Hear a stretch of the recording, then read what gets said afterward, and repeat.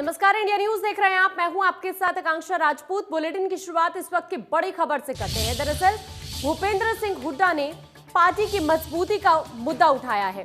हुड्डा की तरफ से कहा गया कि कांग्रेस को मजबूत करना जरूरी है, पार्टी के अंदरूनी मामले पर टिप्पणी नहीं करूंगा। ये बात भूपेंद्र सिंह हुड्डा की तरफ से कही गई है। दरअसल इस वक्त जो CWC की मीटिंग चल रही है उसको लेकर जो राहुल गांधी की तरफ से बयानबाजी हुई, जो आरोप राहुल गांधी की तरफ से लगाए गए, उसके बाद ट्विटर वॉर भी छिड़ा। उसको लेकर भूपेंद्र सिंह हुड्डा की तरफ से ये कहा गया कि पार्टी के अंदरूनी मामले पर कोई टिप्पणी नहीं करूंगा।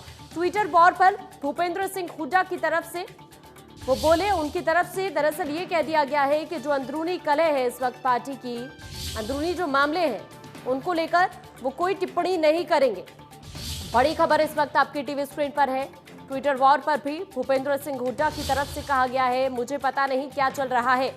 ट्विटर वॉर को लेकर ये भूपेंद्र सिंह हुड्डा की तरफ से कहा गया है, लेकिन सबसे बड़ी बात जो भूपेंद्र सिंह हुड्डा की तरफ से कही गई वो ये है कि उनकी तरफ से ये कहा गया कि इस वक्त पार्टी को मजबूत करना जरूरी है। ये बात भूपेंद्र सिंह हुड्डा ने कही है, क्योंकि जो अंदरूनी कलह इस वक्त सामने आ रही है पार्टी की, उसको देखते हुए ये बयान भूपेंद्र सिंह हुड्डा की तरफ से सामने आ रहा है। उधर ट्विटर वॉर भी छिड़ा, उसको लेकर उन्होंने ये कह दिया है कि मुझे नहीं पता क्या चल रहा है।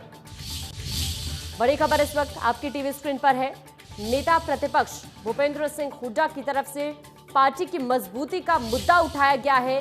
कांग्रेस को मजबूत करना जरूरी है, ये बात भूपेंद्र सिंह हुड्डा की तरफ से कही गई है। पार्टी के अंदरूनी मामले पर टिप्पणी नहीं करूंगा, भूपेंद्र सिंह हुड्डा ने यह साफ कह दिया है। हालांकि ट्विटर वॉर पर भी भूपेंद्र सिंह हुड्डा की तरफ से बयान सामने आया। उन्होंने ये कह दिया है कि मुझे नहीं पता इस वक्त क्या चल रहा है। बड़ी खबर इस वक्त आपकी टीवी स्क्रीन पर है। दरअसल 23 नेताओं की तरफ से जो लेटर लिखा गया सोनिया गांधी को, उसके बाद ये पूरा का पूरा मामला छिड़ा, जिसको लेकर आज CWC की जो मीटिंग चल रही है उसमें राहुल गांधी की तरफ से कई आरोप लगाए गए और उसको लेकर ये ट्विटर वॉर छिड़ा। लिखकर का है एडजॉर्नमेंट ऑफ मोशन, जो नए एग्रीकल्चर ऑर्डिनेंस लाई है केंद्र सरकार, क्योंकि इसका नुकसान सबसे ज़्यादा पंजाब और हरियाणा को होने जा रहा है। तो यहाँ पे मंडियों का बड़ा अच्छा इंफ्रास्ट्रक्चर है और एक रिश्ता किसान और आड़तियों का बहुत व्यस्त है, एक दूसरे को उसमें करते हैं। अब ऑर्डिनेंस आएगा तो मतलब कोई भी जो है दादूपुर नलवी नहर के इलाके में, नहर तो इन्होंने बंद करी। नहर का मकसद ये था कि डार्क जोन ना रहे और पानी का जिला स्तर ऊपर आए, तो वो और जाएगा। तो ये उसके ऊपर भी कहेंगे। बेरोजगारी का है बहुत मुद्दा, जो बेरोजगारी। उधर अंबाला में कैबिनेट मंत्री अनिल विज की तरफ से कांग्रेस पर निशाना साधा गया है। बड़ी खबर इस वक्त की आपकी टीवी स्क्रीन पर है। दरअसल अनिल विज की तरफ से ये कहा गया है कि इनका कुनबा टूट चुका है, सबकी अलग अलग राय, अलग अलग मजबूरियां हैं। ये बात अनिल विज कह रहे हैं। CWC की बैठक पर कैबिनेट मंत्री अनिल विज का बयान सामने आया है, जिसे मर्जी अध्यक्ष बनाएं, फर्क नहीं पड़ता। ये बात अनिल विज की तरफ से कही गई है। बड़ी खबर इस वक्त आपकी टीवी स्क्रीन पर है अंबाला से, जहां पर कैबिनेट मंत्री अनिल विज की तरफ से ये बड़ा बयान सामने आ रहा है। कांग्रेस पर निशाना अनिल विज ने साधा है। दरअसल उन्होंने कहा है कि इनका कुनबा टूट चुका है। कैबिनेट मंत्री अनिल विज की तरफ से क्या कुछ कहा गया है, जरा आप सुनिए। ये उनके घर का मामला है, किसी को बनाए, हमें उससे कोई फर्क नहीं पड़ता।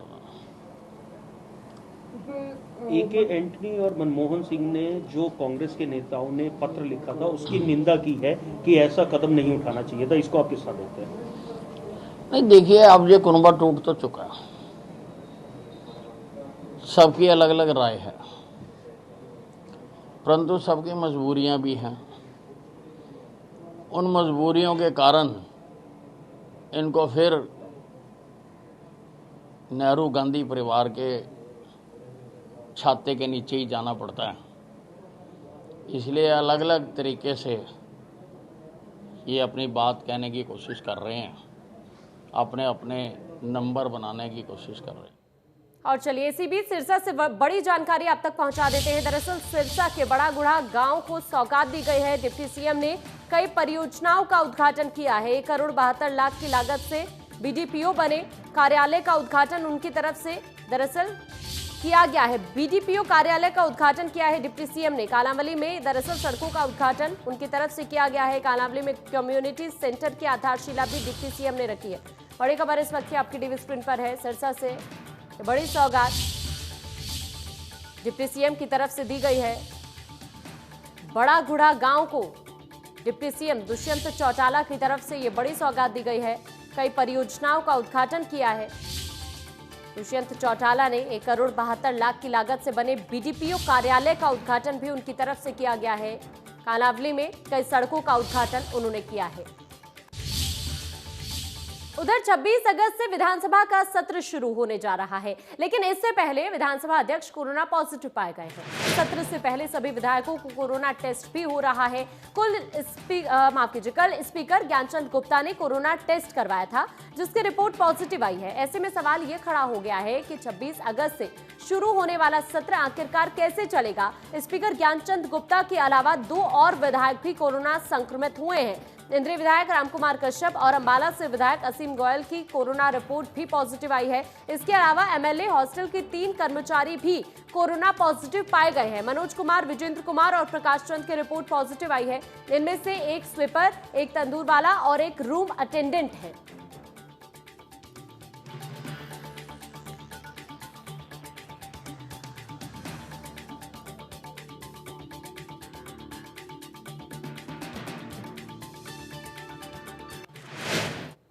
उधर पंचकुला में लगातार कोरोना मरीजों की संख्या में इजाफा हो रहा है। रात से अब तक 67 मरीजों की पुष्टि हो चुकी है। गंभीर बात यह है कि विधानसभा के 6 कर्मचारी भी कोरोना से संक्रमित मिले हैं।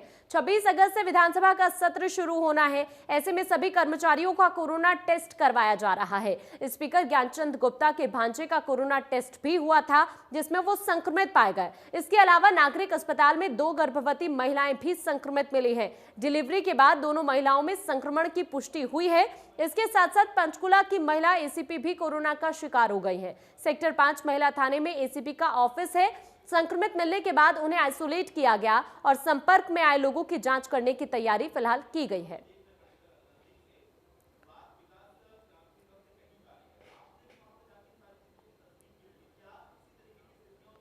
सोनीपत में 24 घंटे में 46 मरीजों की पुष्टि हुई है। दरअसल अब जिले के अंदर 3,830 कोरोना केस मिल चुके हैं। अकेले सोनीपत में 41 मरीजों की जान जा चुकी है। उधर 3,373 मरीज रिकवर भी हो चुके हैं, लेकिन अब 416 एक्टिव केसेस हैं। हर रोज 1200 से ज्यादा सैंपल भी लिए जा रहे हैं और जिस तरह से सैंपल्स लिए जा रहे हैं, तेजी सैंपल्स में हो रही है, उसी को देखते हुए ये कोरोना से संक्रमित मरीजों की संख्या भी बढ़ रही है। जितनी ज्यादा टेस्टिंग, उतने ही ज्यादा कोरोना से संक्रमित केसेस में इजाफा होता हुआ सोनीपत में पिछले 24 घंटे में 46 मरीजों की पुष्टि हुई है और अभी तक जिले के अंदर 3,830 कोरोना से संक्रमित मरीज पाए जा चुके हैं। सोनीपत का जिक्र करें, 41 मरीजों की जान अभी तक हम देख रहे हैं कि सोनीपत में जा चुकी है। 3,373 मरीज रिकवर हो चुके हैं, ये राहत की बात, लेकिन 416 एक्टिव केस है इस वक्त।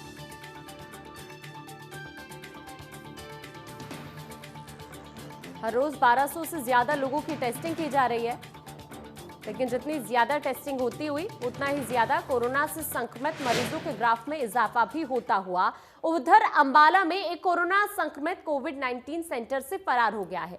हत्या जैसी संगीन वारदातों को अंजाम देने के आरोपी में घिरा ये शातिर आरोपी अंबाला की सेंट्रल जेल में भेजे जाने से पहले ही कोरोना पॉजिटिव पाया गया था, जिसके बाद इसे अंबाला के ही कोविड सेंटर में आइसोलेट किया गया था। आज ये शातिर अपराधी मौका देखकर कोविड सेंटर में खिड़की की ग्रिल और जाली तोड़कर फरार हो गया। अंबाला पुलिस फरार बंदी की तलाश में फिलहाल जुटी हुई है।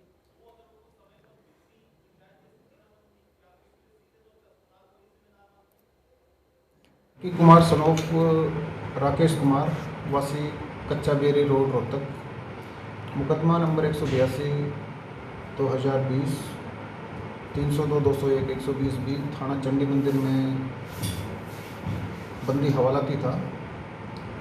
उसको 8 तारीख को पुलिस रिमांड पे लिया गया था। रिमांड पे लेते समय जब उसका कोविड टेस्ट करवाया गया तो वो कोविड पॉजिटिव आया था।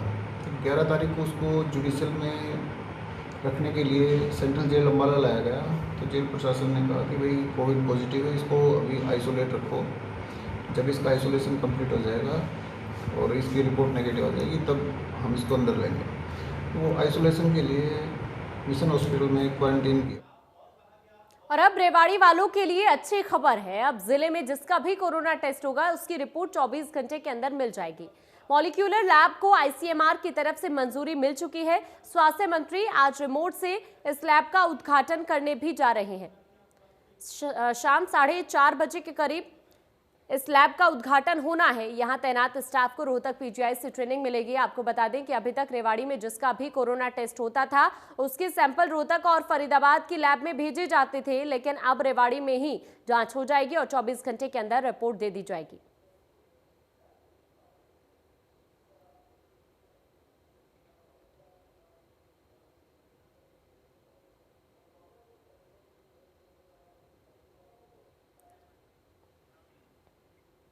अंबाला एयरफोर्स स्टेशन को बम से उड़ाने की धमकी मिली है। दरअसल आपको बता दें कि जिस युवक ने धमकी दी थी उसको अंबाला पुलिस ने अब गिरफ्तार कर लिया है। विशाल नाम के इस युवक को पुलिस ने अंबाला के विजय रत्न चौक से गिरफ्तार करने में सफलता हासिल की है। डीएसपी ने बताया कि ये युवक OLX पर ठगी का शिकार हो चुका है और जिन लोगों ने इसे ठगा था उन्होंने खुद को आर्मी से संबंधित बताया था। इतना ही नहीं, इस युवक ने धमकी भरा पत्र जिस महिला के नाम से लिखा था उसकी पड़ताल भी पुलिस ने पूरी कर ली है और बताया कि प्यार में धोखा मिलने पर इसने बदला लेने की नियत से पत्र में महिला का नाम लिखा था।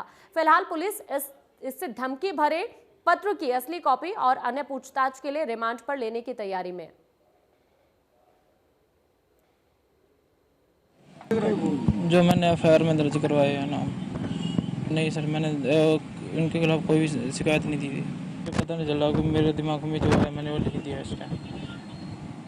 चलो ठीक है। और मैंने पोस्ट करने के बाद फिर मेरे को रियलाइज हुआ कि मैंने बहुत गलत किया। वहीं फरीदाबाद में 2 बच्चों ने इस वजह से घर छोड़ दिया क्योंकि वो पिता की मार से परेशान थे।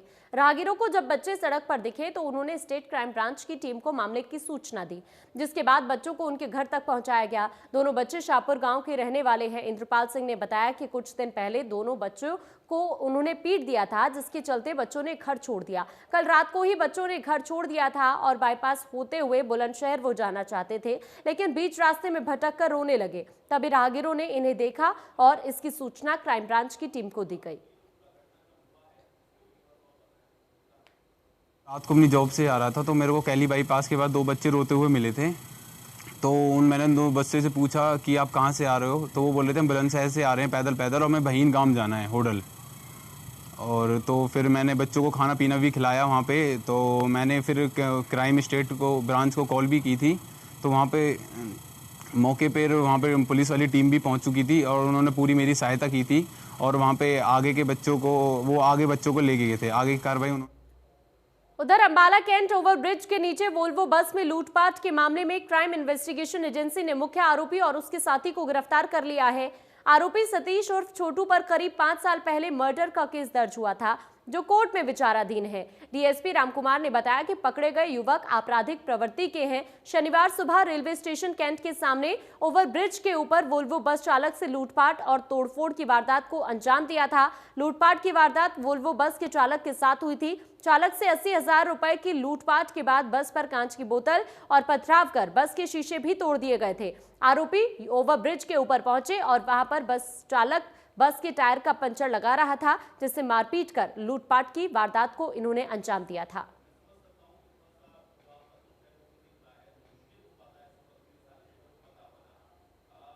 वहीं पलवल के होडल में घड़ी मोड़ पर लगे एक्सिस बैंक के एटीएम को चोरों ने निशाना बनाने की कोशिश की। बीती रात चोरों ने पहले एटीएम के शटर को तोड़ा, फिर चोरों ने एटीएम मशीन को भी तोड़ दिया। हालांकि चोर एटीएम मशीन को उखाड़ने में नाकाम रहे।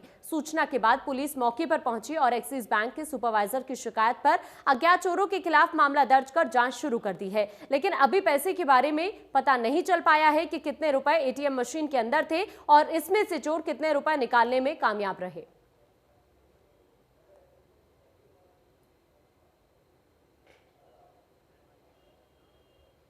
वहीं पलवल के होडल पुनहाना सड़क मार्ग पर रोहतापट्टी चौक के पास बुलेट सवार ने खड़े ट्रक में पीछे से टक्कर मार दी। हादसे में बुलेट सवार फौजी की मौके पर ही मौत हो गई। हादसे के बाद ट्रक चालक ट्रक को लेकर मौके से फरार हो गया। इस घटना की सूचना आसपास के लोगों ने पुलिस को दी। सूचना के बाद पुलिस मौके पर पहुंची और शव को कब्जे में लेकर शव को पोस्टमार्टम कर परिजनों को सौंप दिया गया और पुलिस ने ट्रक चालक की तलाश शुरू कर दी है।